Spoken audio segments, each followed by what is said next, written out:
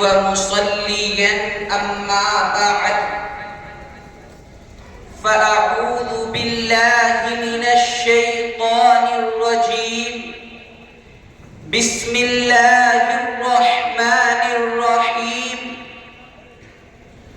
أولئك حزب الله ألا إن حزب الله هم المفلحون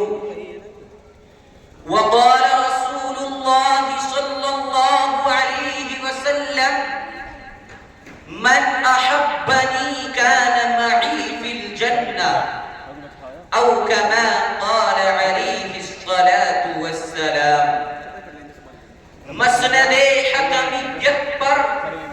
جلوہ افروز حکم صاحبان اور رفقائے بزم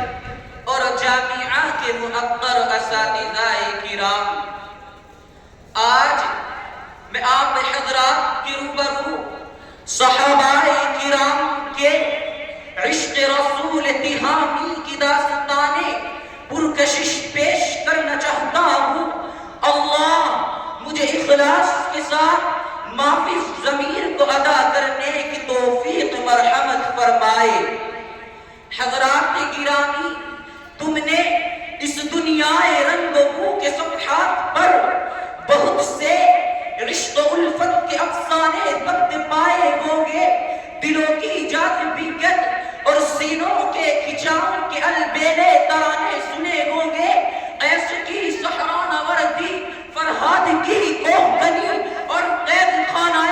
مصر کے ناموں سے آگاہی پائی ہوگی. بہت سے اجڑے ہوئے دلوں کا حال سنا اور پڑھا ہوگا، لیکن آج ان کے عشق کی داستان کو پیش کرنا چاہتا ہوں جو اپنے عشق میں 100% کامیاب ہو چکے، جن کے عشق کی کامیابی کا اعلان خود خداوند قدوس اپنی کتاب جاویدانی میں ہمیشہ کے لیے محفوظ کر چکا. جن کے عشق کی کامیابی کا اعلان کہیں اولئک هم الراشدون کہہ کر بیان فرمایا، کہیں اولئک هم المفلحون کہہ کر بیان فرمایا، کہیں رضی اللہ عنہم کی سوغات عطا کر کے فرمایا، کہیں ان کے عشق کی داستان کو اس طرح تقویت پہنچائی کہ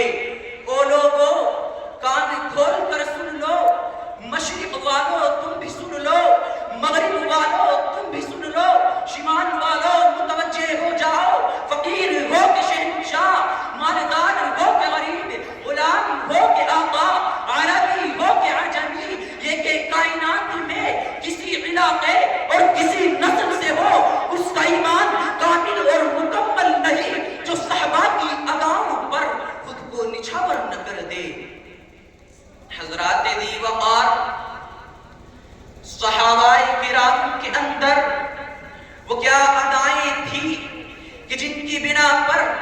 اللہ تبارک و تعالی نے ان سے خوشنودی کا اعلان فرما دیا. یہ سب کچھ اس لیے ہوا کہ صحابہ کرام نے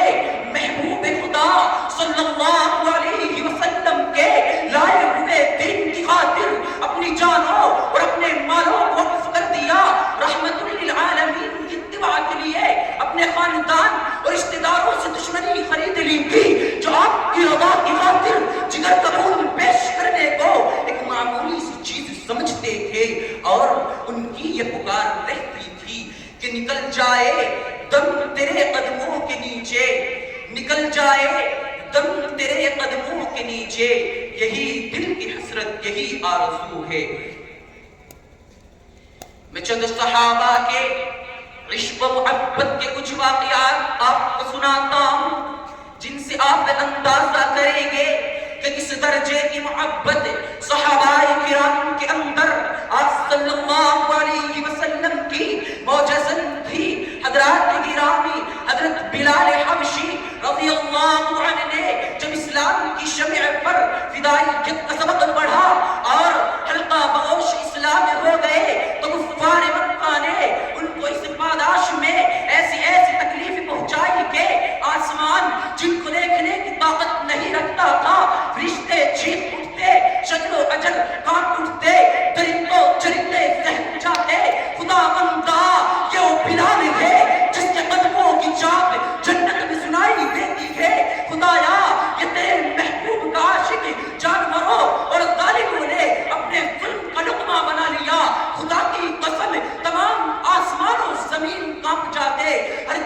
پر سکتاری ہو جاتا، مگر واہ اے عشق احمدی کے مرکز بلال، تیری زبان سے عشق احمدی کے ترانے گونج کر سارے عالم کو مست کر دیتے ہیں، اور دنیا فانی کو یہ پیغام ملتا ہے کہ بلال ٹکڑے ٹکڑے تو ہو سکتا ہے، بلال کے جسم کو پرندے تو نوچ نوچ کر کھا سکتے ہیں، بلال آگ پر تو بک سکتا ہے، بلال پہاڑوں کی چٹانوں سے چور چور تو ہو سکتا ہے، مگر بلال کے سینے سے عشق محمدی کی آگ کوئی بجھانے والا پیدا نہیں ہو سکتا۔